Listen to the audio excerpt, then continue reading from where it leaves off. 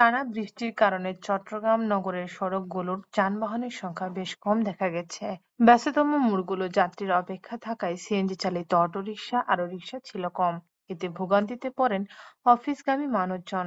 এছাড়া সন্তানদের শিক্ষা প্রতিষ্ঠানে নিয়ে যেতে যেসব অভিভাবক বাইরে বের হয়েছেন তাদেরও দীর্ঘক্ষণ অপেক্ষা করতে দেখা যায়। ফলে দীর্ঘ সময় পর যানবাহন পেলেও অনেকে বাড়তি ভাড়া দিয়ে তাদের গন্তব্যে ছোটেন। আবহাওয়া অধিদপ্তরের চট্টগ্রামের পতেঙ্গা কার্যালয় জানায় যে গত 24 ঘন্টায় গতকাল বুধবার সকাল 9টা থেকে আজ বৃহস্পতিবার সকাল 9টা পর্যন্ত চট্টগ্রামে 57.8 মিলিমিটার বৃষ্টি রেকর্ড করা হয়েছে। ফলে মৌসুমী বায়ু সক্রিয় থাকায় আরো 2 থেকে 3 দিন বৃষ্টি হতে পারে বলে জানিয়েছেন আবহাওয়া অধিদপ্তর। অতি ভারী বর্ষণের কারণে চট্টগ্রামে পাহাড় ও ভূমিধসের আশঙ্কা রয়েছে।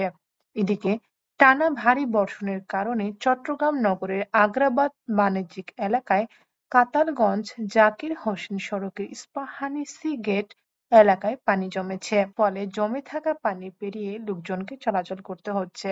এর আগে গত সোমবার সকালে ভারী বর্ষণের কারণে চট্টগ্রাম নগরের অনেক এলাকায় জলাবদ্ধতা দেখা দিয়েছিল। ফলে ওই দিন পানি নামতে 2 থেকে 4 ঘন্টা পর্যন্ত সময় লেগেছিল। জলাবদ্ধতা ও যানজটে নগরবাসীকে দুর্ভোগ পোহাতে হয়েছিল।